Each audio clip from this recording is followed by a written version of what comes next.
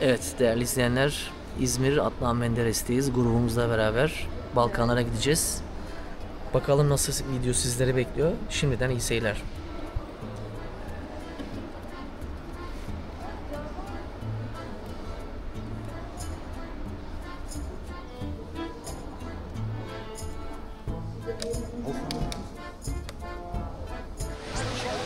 Evet değerli izleyenler, Makedonya'nın Üsküp ilçesindeyiz. Bakalım nasıl bir yermiş.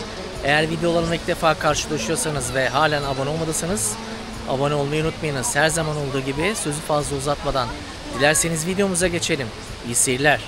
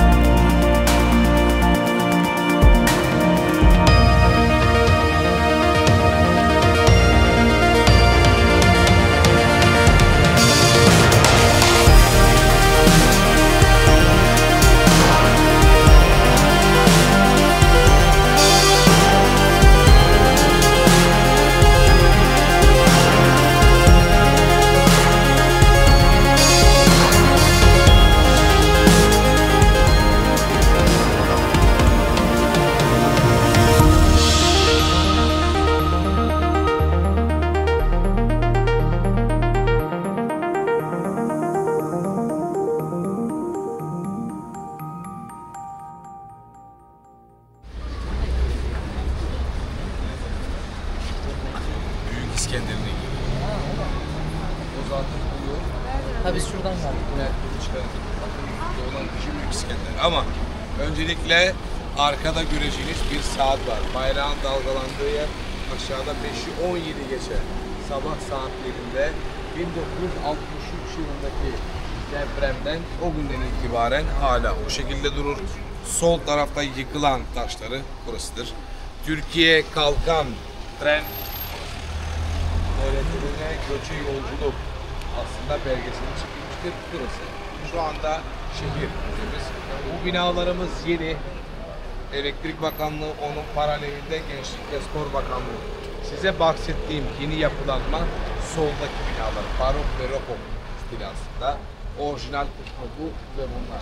Yani bunlar 63'ten sonra depremden sonra yapılan sosyal konutlar binaları. Ön taraf balkon, arka taraf balkon, aynı şekilde çok sağlam, sırf beton yığını, beton arme, çirkin gelir bizlere ama şu anda burada bir dairemiz olsun, dedelerimiz almamış bizim mesela. Yosifos Tito ücretsiz vermiş. Çok şaşırtıcı bir şeyler değil mi bu dönemde? Kardeş kardeşe bir şey vermiyor. Evet tabii şehir yıkılmış. Bütün Yugoslavya bütçesi güçlü. Yardımlar da gelir. Onları çok iyi bir şekilde, bütün şehri dizayn eder. Yani burada bizim dedelerimiz tabii ücretsiz olurken çarşının diğer tarafında kalmış.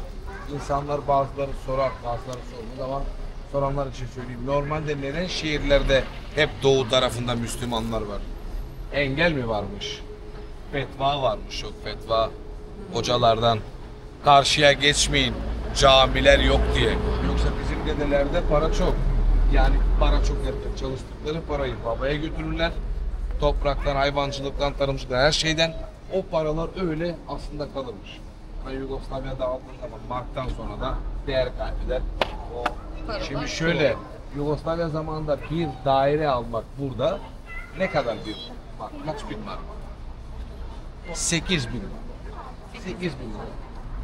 Dedeler haftalık 4.000 mark para kazanmış. Haftalık. Evet. Yani ayda 2 tane daire. 2 tane daire alır. 2 tane de almasın, bir tane alsın. Yugoslavya parçalandıktan sonra en iyi yerlerde ciritleri atalım tabii o dönemlerdeki insanlar. Devletle yapı olanlar tabii ki ve bölgeyi alır. 91'de bağımsız olduktan sonra tapular çıkartılır değerli misafirler bu şekilde. Tabii trafiğe kapalı bir cadde, kafeteryaların olduğu kısım. Boğa, Fenerbahçeli var mı burada?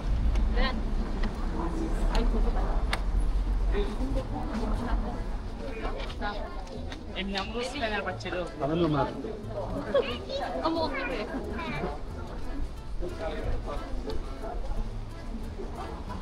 Üç var.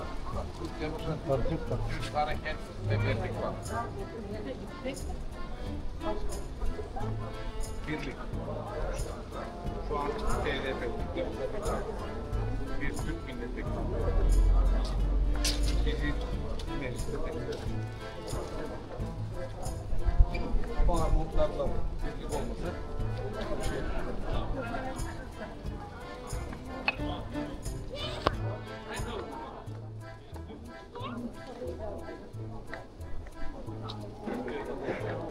Evet, bu caddede öyle bir meydana çıkacaksınız ki aslında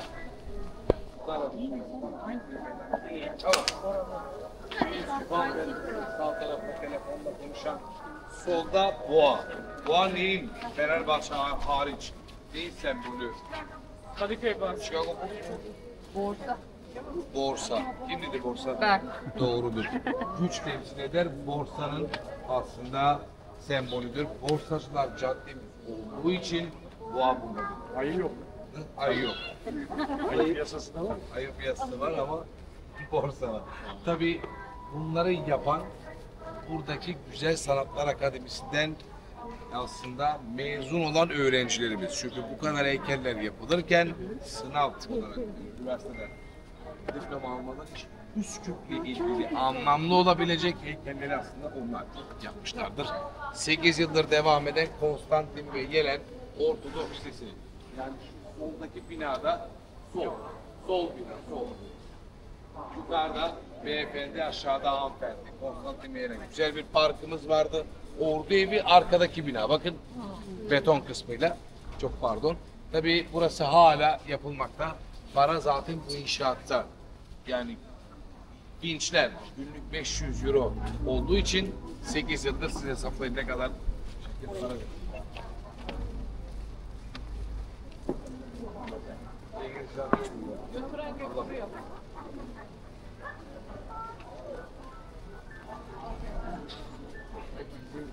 Yer götürüyor, yapmıyor.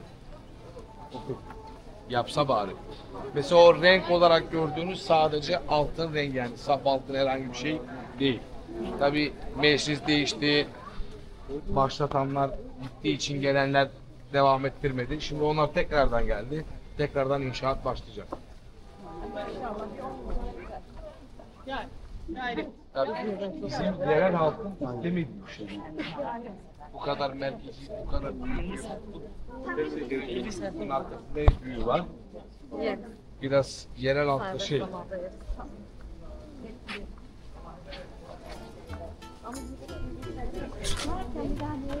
Leçe restoranda var. Yiyeceğimiz yerde.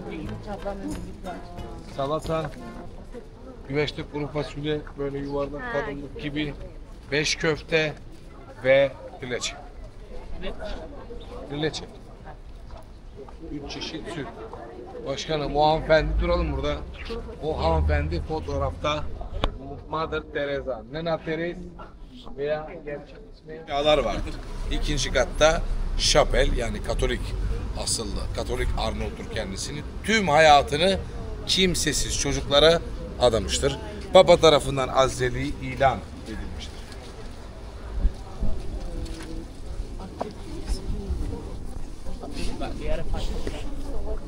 Dışarıdan forma, içeriden sorma deriz. Aynen.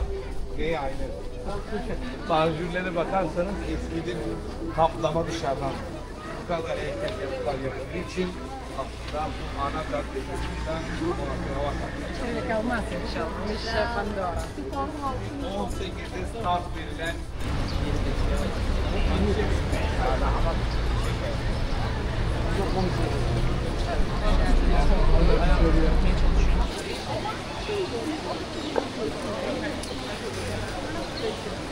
Aydın devasa bir şey ha. Evet. Muhteşem bir şey ha. Ben götüreyim de bahçeye koyayım bari bundan bir tane.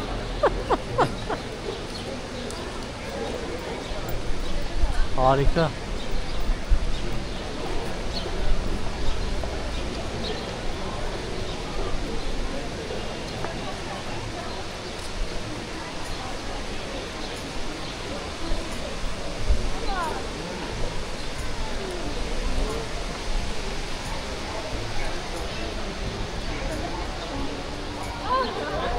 Değil mi? Bir boşta fotoğraf çekin. Bırak. Abi ne güzelmiş burası ya. Büyük heykele geçmeden önce arkanızda gördüğünüz beyaz oturan zat Çar Samuel. Dün biz Ohrid'den buraya geldik. En tepede kaleyi gördük. Bulgar İmparatoru 940 ile 1014 yılları arasında hüküm süren kral. Marshal Tito Caddesi bitti. Yani veya Ulisa Makedonya Caddesi ve bizleri tam merkeze attı. 24 metre uzunluğunda yükseklikte gördüğünüz atlı savaşçı Alexander the Great, Alexander Makedonski veya Büyük İskender. Beyazla gördüğünüz tek tek fil dişiyle yapılmış Pers İmparatorluğu'na karşı verdiği mücadeleyi söyler. Onun hemen arkasında atın üzerinde gördüğünüz iki kişi Gotedalçev ve Tamegurev. Makedon, birisi Makedon. Bulgar asıllı Osmanlı'ya karşı isyan çıkartan, ilinden ayaklanmasını başlatan kişiler. Ve Büyük İskender'i ne kadar önemliyse atı da meşhurdur.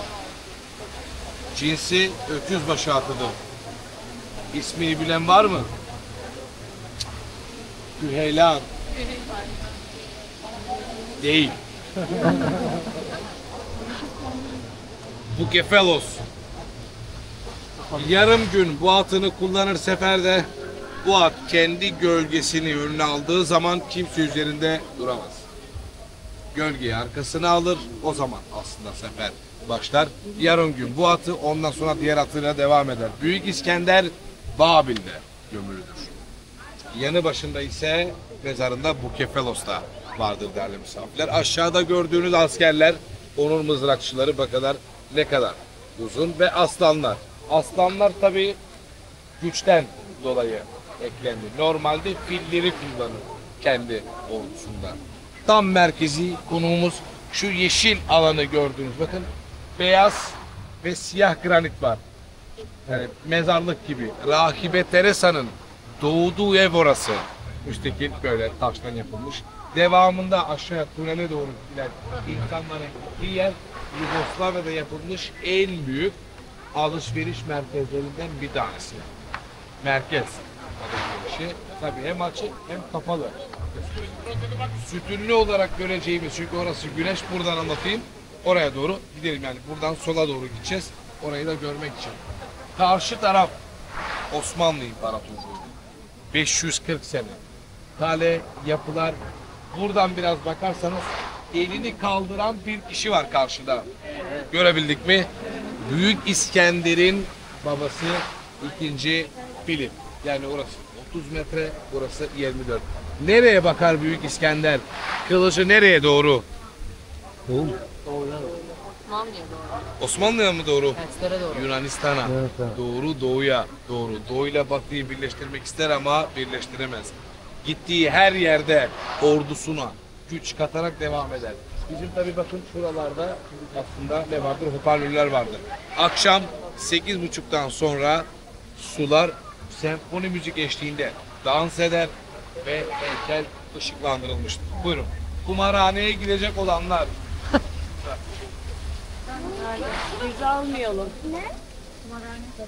Başkan girmeyelim, biz girdik mi çıkamayız biz oradan. Şimdi değil. İsteyenler için diyorum. Akşam yani şöyle. Biz bakın yani ben sizin için 5.30'da yemeği aldım. Yoksa 7-8'de de alabilirim ama size olur. Neden? Çünkü siz yarın da buradasınız. Biz yarın sabah 7 kahvaltı, 7.30'da valizsiz, pasaportlar yanımızda, tekerlek döner. Nereye? Kosova'ya gideceğiz. Kosova'yı görüp tekrardan döneceğimiz zaman yine serbest zamanında olur. Yani otele gittiğiniz zaman da yine merkeze çıkın ama tabii hemen 7'de 8'de çıkmayın. Dinlenin bir saat, duş alın, üzerinizi değiştirin. Sonra 8.30-9'a kadar çıkın. Bugün Cuma, kafeteryalar 12.30'a kadar çalışır. Gezin, dolaşın, yiyin. Sorun olmadığı sürece beni de aramayın. Biz mahsur kaldık diye arıyoruz. O ne oldu? Fotoğraf çekecek olanlar, gündüz fotoğraflar çok güzel çıkar. Özellikle mesela köprüyü de keskin. Ama ona güzel fotoğraflar, sütünlü arkada mesela arkeoloji müzesi, göz köprüleri. Orada durup çok güzel fotoğraflar alabilirsiniz. Taktik söyleyeyim, sana söylemedi demeyin. Bu Balkan menüsünün çekildiği yer mi? Aynen, tam bu köprü hocam. Tamam. Erdal Özyağcılar Heh. bu köprüyü geçmezdi. Evet, geç bu tarafa geçmiyor değil mi o? Geçmez. Erdal Özyağcılar genç durumunu oynayan da çok az oynadı. Metin benim çocukluk arkadaşım. Mahalle arkadaşım.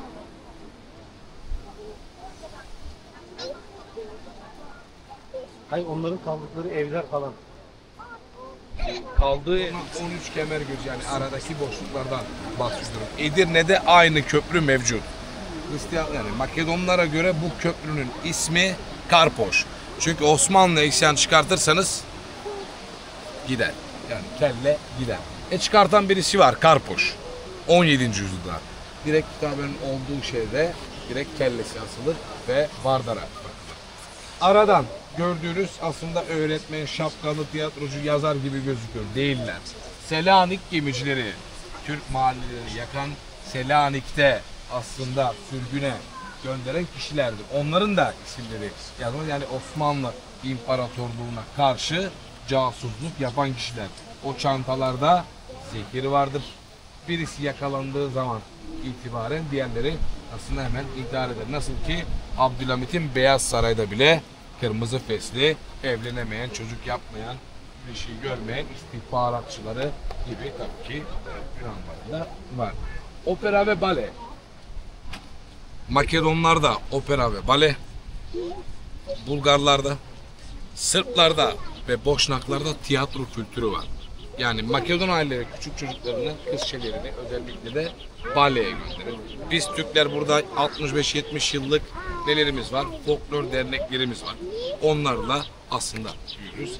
En sağda yukarıda heykellerin olduğu kısım aslında Dışişleri Bakanlığımızdır. Yani yolun diğer tarafına bakan Stalin'in yanı başında Atatürk'ün heykeli vardır. Beyaz köprüler, göz köprüleri 14 sol 14 sağ. Azizler, yazarlar Makedon kültürüne aslında destek veren kişilerin heykelleri bulunmaktadır ve oradan devam eden kafeteryalar. Tam karşıda beyaz zat olan kişi Justinian.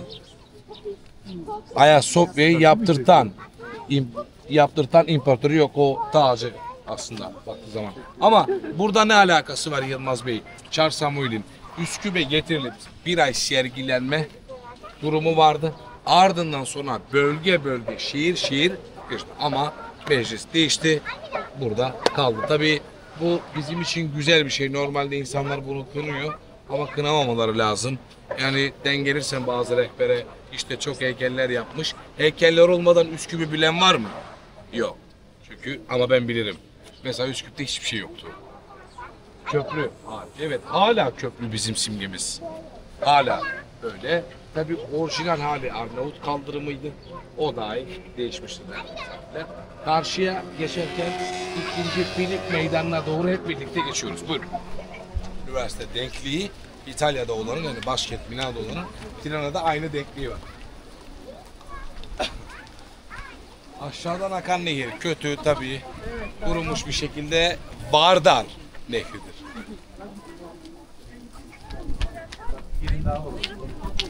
Ay evet.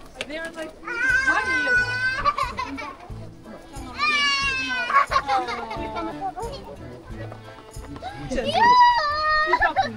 Gemiler kafeterya mı? Öyle süs mü yapmışlar oraya? Şu kafeterya.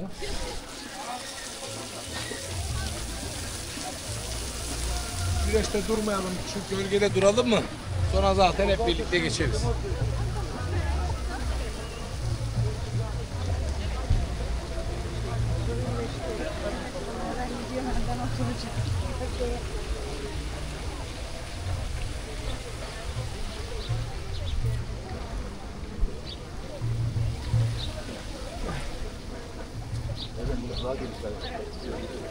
Orada dur.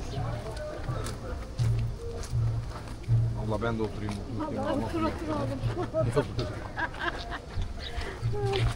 Sıcak mı? Siz de oturun. Yoruldun mu? Yok ben yoruldum. Buyurun yok ben çok oturdum.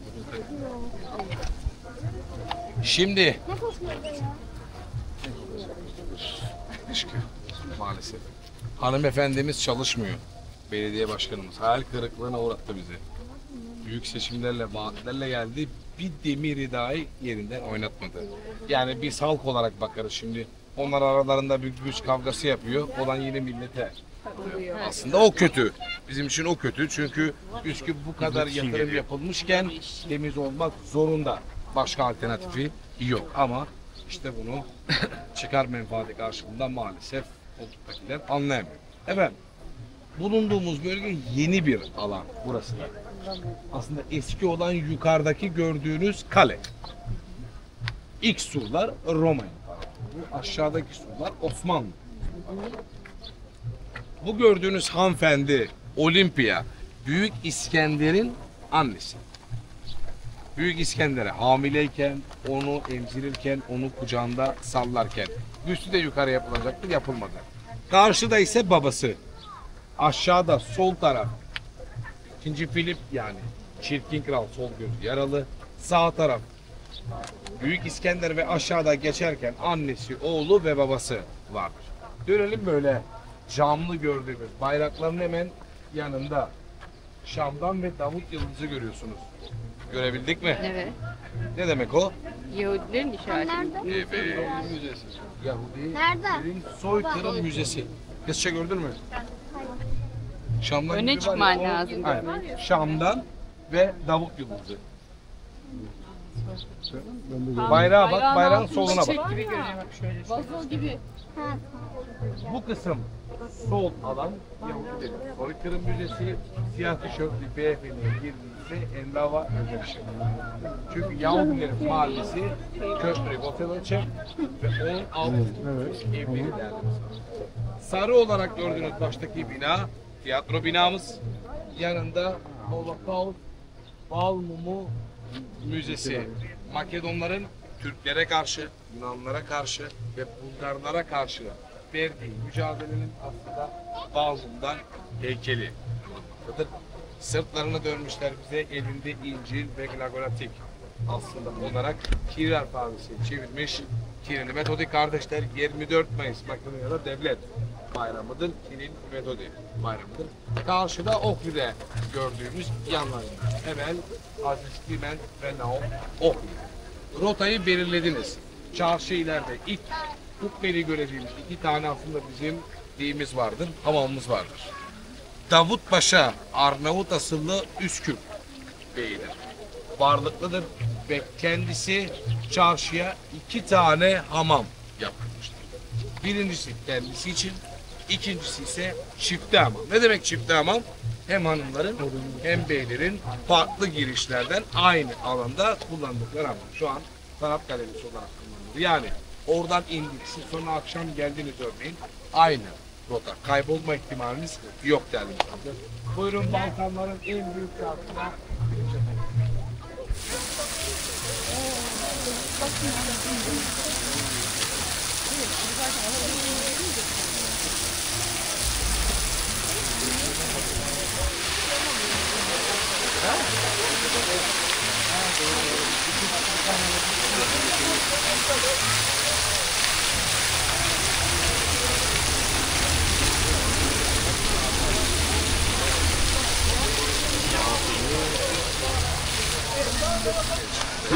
Şu beyaz gördüğünüz İmalat ve İhracat Bakanlığımızın yukarıdaki gördüğünüz hanımefendi de aslında Olimpiya'dır. Yani Büyük İskender'in annesidir. Birkaç farklı boyutta aslında heykelleri.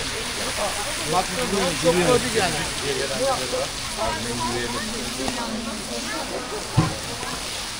Ya bunun tanısı yok mu? Hep annesini çizmişler ortalığa. Tanısı yok mu? Allah Allah. Hep annesini çizmiş Oktay. Yok tabii. Yok değil mi?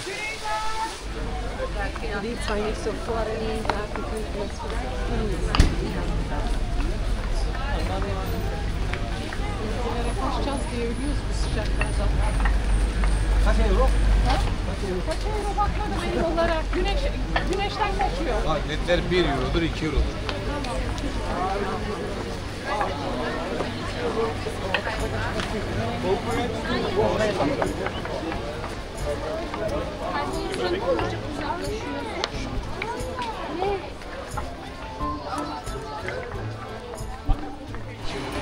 Cehennem gibi ya. Bilerek yapılıyor bence yani. Oksijene hasret kalmak için, değerini bilmek için.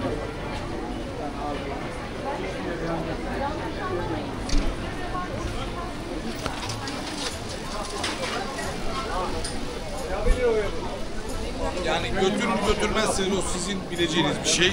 Aklınıza bir şey gelmesin. Komisyon var. Ben eve kendim bile alıyorum. Mutlaka deneyin buraya gelmişken.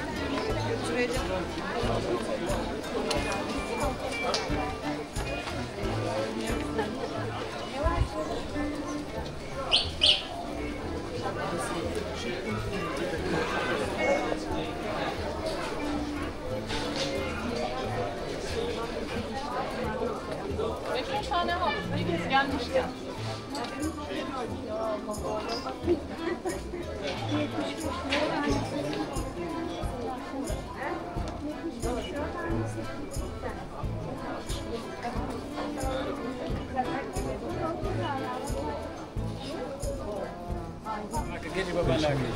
İyi gezmeler. Hoş geldiniz.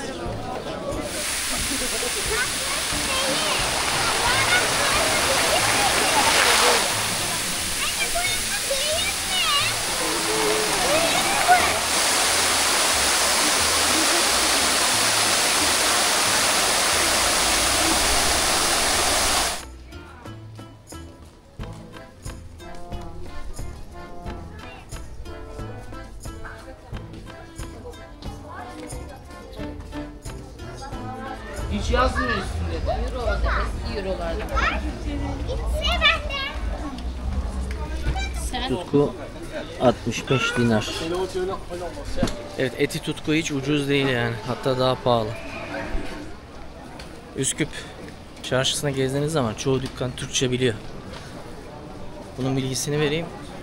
Ayrıca yani bazı yerler kredi kartı kabul etmiyor. Bilginiz olsun. Paranızı bozdurmanız gerekiyor. Euro'ya çevirince de düzleme yapıyorlar. Böyle bir konu.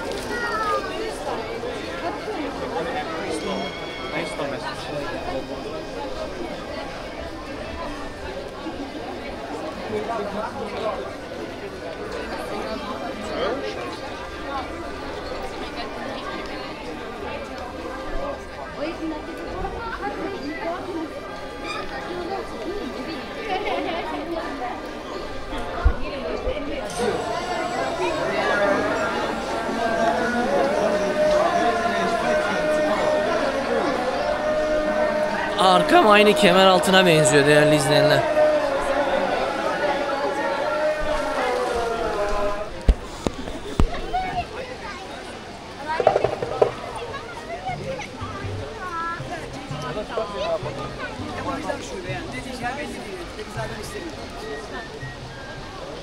O gün gel, fotoğrafını çek.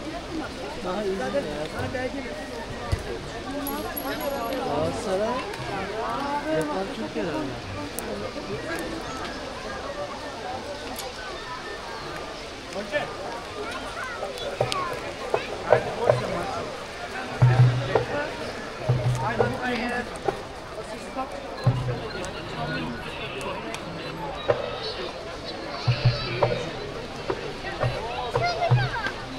Aydın nereden?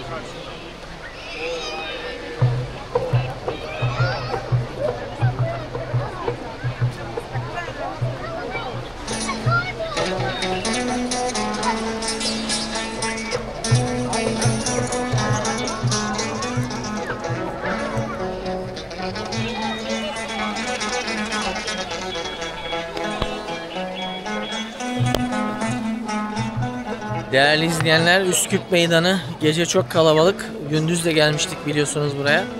Fakat gece aşırı bir kalabalık var.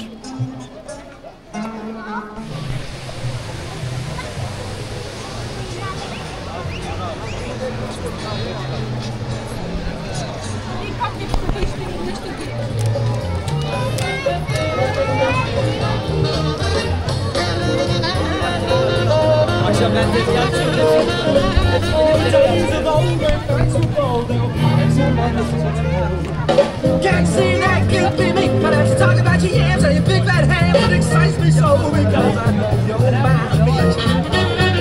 Buy that 40, my honey, on my knee. Gördüğünüz gibi böyle kukla oynatanlar falan var. İnsanlar toplanmış bayağı eğleniyor. Ama adam gerçekten çok iyi. Biz devam edelim gezmeye.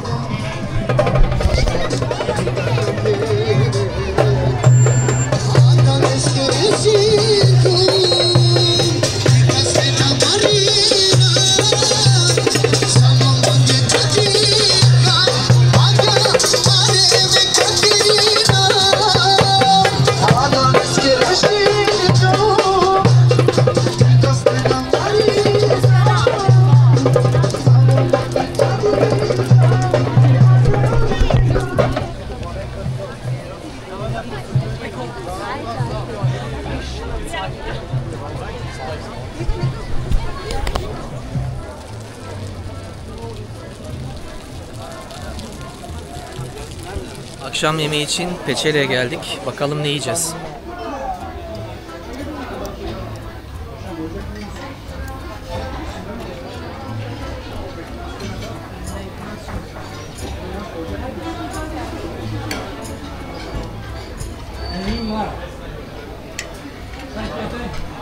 Trileçe, kuru fasulye, köfte, salata.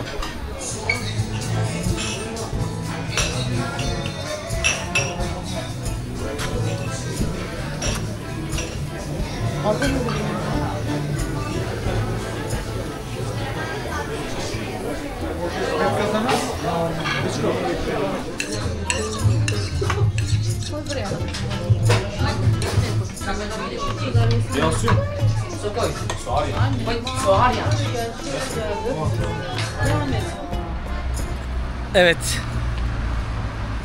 Makedonya'da gezerken videoma son veriyorum artık değerli izleyenler. Bir başka videoda görüşmek üzere. Hoşça kalın. Kendinize iyi bakın. I know you told your friend you're not okay. And tell me what's wrong and why you never said you felt that way. And guess you're trying to stay strong and fake a smile until